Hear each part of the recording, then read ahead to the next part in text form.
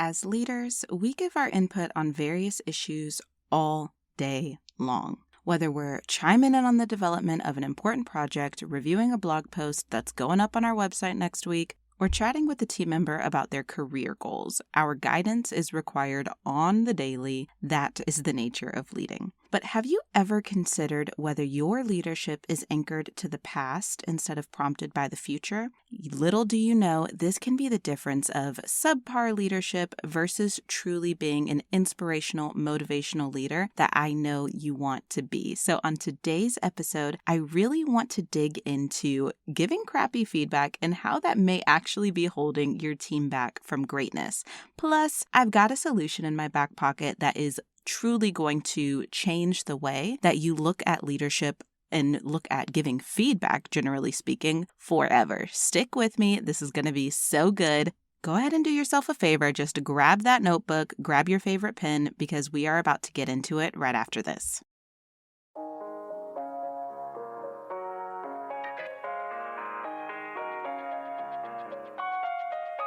Hello, my friend. It's Tiana Tai, Team Dynamics Consultant and trained industrial organizational psychologist, helping you to become a better leader than your last boss.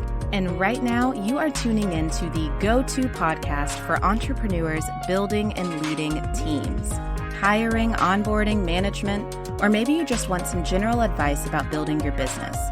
Well, let me assure you, you are in the right place. So go ahead, crack open a fresh notebook because you are listening to Tide Pod.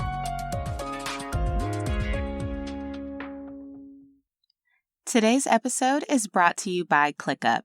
Now look, there are a lot of project management systems out there, and this is a question that I get pretty much on a weekly basis. Which system should I choose? Now, you know my belief, your system is highly dependent on how you work and how your team works best. However, I am not shy about sharing my favorite of the bunch. It's ClickUp. When it comes to daily team management, I have personally found that ClickUp provides everything you need. My team uses ClickUp for just task management, to house our headquarter resources, and for ongoing communication. My favorite part, with the unlimited version, you get access to the dashboards, which has totally replaced Slack for us, and I am a streamlined systems type of woman. I highly recommend it if you have a team, and guess what? It couldn't be easier or better. You can go to tianatai.com/ClickUp and get 50% off of your very first year. I'm telling you. 50% off. Just head to www.tianatai.com/ClickUp to snag that today.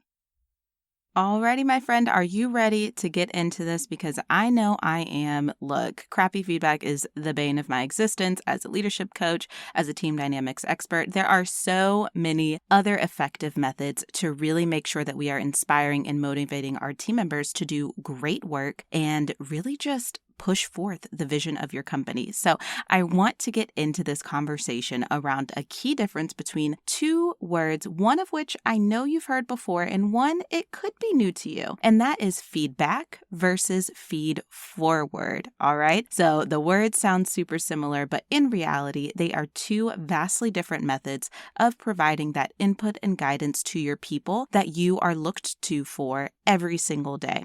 So per usual, let's go ahead and get started by defining the terms, or DTT. And of course, let's start with the one that most of us have heard of before, feedback already. So feedback is defined as providing positive or negative information about how your team member is performing. So the key here is focusing on past performance, past behaviors, right? This is past oriented. Now, okay, this should be a little bit obvious, like you see where I'm going, but let's go ahead and define feed forward, which is really focused with replacing that positive and negative feedback with more future-oriented solutions and perspectives. So ultimately, when you're giving feed forward, that means that you are deciding to focus on their future performance rather than addressing past performance, right? So just by the semantics that we have at play here, you should be realizing kind of two things. One, feedback is the norm. Like, that's the word that you've heard of before. There's really not much more to say about it. You know what I'm saying? This is the type of guidance that we have all received throughout our lives, whether it's from teachers, bosses, or really anyone that we've ever had any sort of relationship with. Two, feed forward is much rarer. And for me, at least, it typically marks relationships that hold a much deeper importance to us.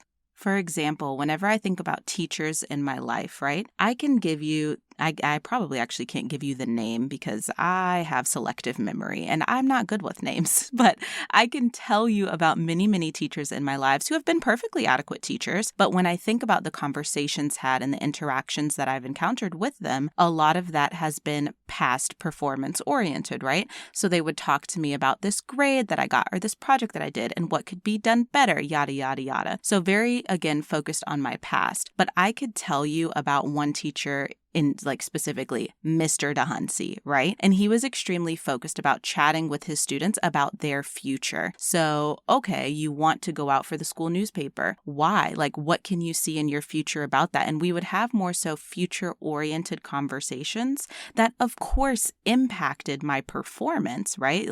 When we were chatting about what careers he could see for me or what careers I could see for myself, that would make me want to dive deeper and do a little bit better in certain areas in the classroom versus the teacher over here who's just like, hey, you spelled this word wrong. And I'm like, great, I'll spell it right next time. But it really wasn't prompting that future-oriented perspective, okay? So I hope that gave you a little bit of the mental picture of what this sort of thing can look like. Because in a nutshell, the way that I really look at these things is that feedback is corrective and feed forward is inspirational.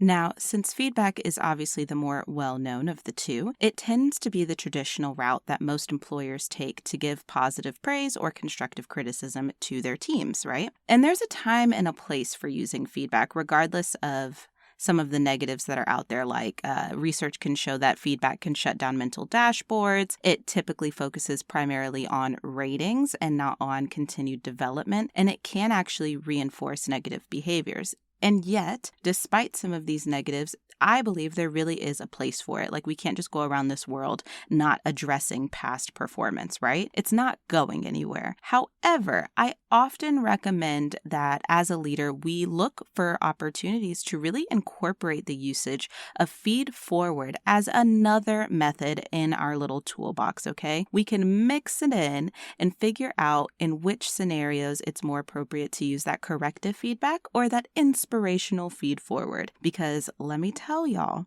only 26% of employees felt that feedback was actually helpful. Okay, so I'll say this the opposite way.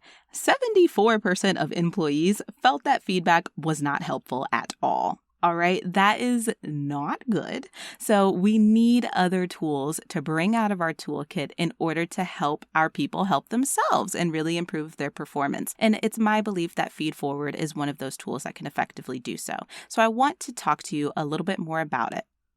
Now, to guide this conversation, I thought it could be really helpful to bring up 3 different scenarios and talk about how feedback has a role in them and how feed forward can really make sense to improve the overall experience. Okay, so let's start with scenario number 1. This is a common thing that we typically see, and this happens when you hire a new team member and you are in the middle of their 90-day onboarding. Okay, so let's say it's day, 55, right, of their 90-day onboarding. So you've had a little bit of time, there's a little bit of skin in the game, and you have noticed that they have been late to meetings several times without excuse, just the normal, oh, so sorry, blah, blah, blah. But you feel like this is going to be a disruptive thing in the future. This is kind of a behavior that you really want to nip in the bud, right? So what would feedback look like? Of course, it's past oriented, and this is something that you have been witnessing for the past 55 days or so. So feedback is going to be what you expect it to be. It's going to look like, hey, I really want to talk to you about timeliness because the last few weeks I've noticed that you've been tardy on a number of occasions and I want to talk about that.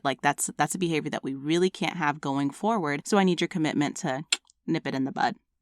Okay, what was wrong with that? Honestly, not much. It's very to the point. It wasn't necessarily even overtly accusatory. It's just, hey, you've done this. I've noticed this. It's not matching up. We got to stop it, right?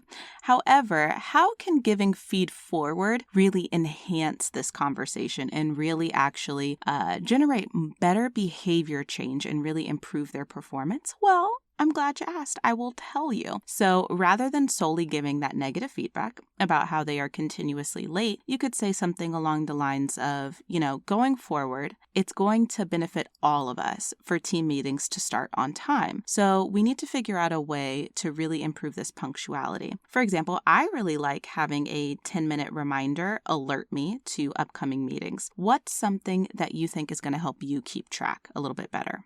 Right? And open up the conversation. So it sounds a lot of people are going to have an issue with this because it sounds like it's just semantics. You know what I'm saying? And I wanted to give you guys these scenarios because it shows that there really is a lot of nuance in this type of work. And even though it's like, oh, feedback is past oriented and feed forward is future oriented, it really does lay in the nuance. Like the results rest in that nuance. There is a distinct difference between saying like, hey, this behavior can no longer happen. You need to nip it in the bud, and opening up a conversation to help someone come up with a tactic that will actually hold them accountable to behavior change over time. All right. And I feel like that is kind of the spirit of giving effective feed forward, is bringing the conversation to current and future behavior and helping our team identify actual solutions to some of the challenges that you are experiencing. All right, let me hop off my soapbox. I have another scenario for you.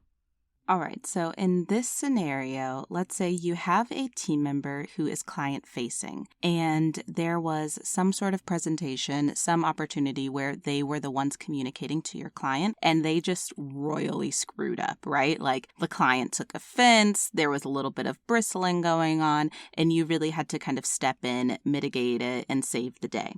All right, so what would the conversation after that look like? So from a feedback perspective, of course, you could break down the conversation they had. Perhaps it was recorded or something, and you could break down the conversation, all the ways it went wrong, really like show them step by step, like this was wrong, that was wrong, that was wrong. Now, okay, what does that do? Well, of course, if they weren't aware of where they went wrong in the conversation, you could coach them and give them like tangible, like, this is where you messed up, my friend, type of advice. And there's a place and a time for that. However, what that can come across as for the person experiencing it on the other end is really just a lot of criticism without any effective strategies that they can utilize going forward, right? So that's where feed forward would really step in here. So if you had a team member who royally screwed up and you were looking to incorporate this feed forward approach, perhaps you would start not necessarily just by like nailing down all of the mistakes and rehashing the painful and probably very embarrassing interaction that they had with the client. You would very briefly address that and instead spend much of your time focusing on what they could do going forward, different strategies and solutions. So that could look like asking questions and offering advice. So, saying, hey, what would it look like if before the next client presentation, instead of just diving straight in without my input, what would it look like to find different touch points for me to review the presentation and collaborate with you to make sure that there are no gaps in blah, blah, blah, whatever it is that we're addressing, right? You could also have a conversation around different scenarios that may pop up with future clients. So let's say the miscommunication with this client was about something related to cost of service. So you could say, okay, so in the future, what are other questions, other challenges that may arise, other objections that clients may bring to us that we need to know how to handle or that you need to know how to handle? Why don't we talk through those and brainstorm what the appropriate response would be and, make a FAQ or something like that. So as you can see, in opening up conversations for future events, you are coaching them rather than simply criticizing past performance. And that marks a big difference and can really, really, really positively impact their performance going forward. So this third scenario, I actually don't want to relate it to any sort of past performance, any sort of issue that we're troubleshooting here. I want to relate it just to ongoing development because that is really one of the areas where Feed Forward truly shines. So let's take it back and remember that example that I gave y'all earlier about the teacher who really wanted to talk to me about my future career goals, and that prompted more conversations and prompted me to get interested in different topic areas and really improve my performance, yada, yada, yada. You can take that same approach with Feed Forward in this scenario. So imagine you are just chatting with a team member about their career goals. Now, ideally, in most of our cases, their career goals still involve your company. However, maybe they're talking to you about the fact that they really are looking forward to their role continuing to expand and develop over the years. So, for example, maybe you have a consultant who works on your team and currently they're operating in like an associate consultant capacity. And over the next few years, they want to have more and more responsibility with those clients, or they want to take a bigger role in the company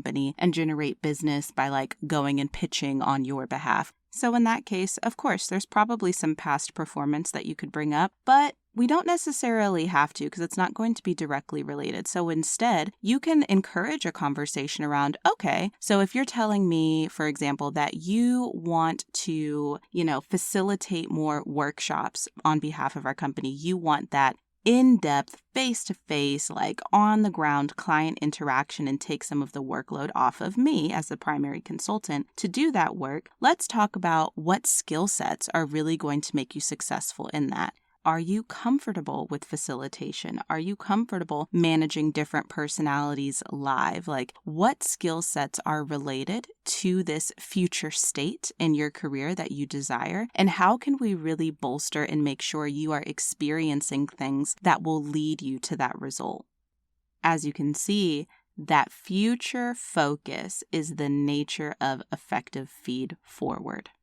So, my friend, what do you think? Like, feedback, it definitely still has a place. It will always have a place in business and in work life in general, but Feed Forward truly is one of those tools that I believe we are going to be pulling out of our toolbox on a daily basis. When it comes to inspiring and motivating future performance, I truly don't think effective Feed Forward can be beat. But you tell me. I would love to hear your thoughts on it. Like, we are going to continue having the conversation, whether we're connected on Instagram or over on LinkedIn.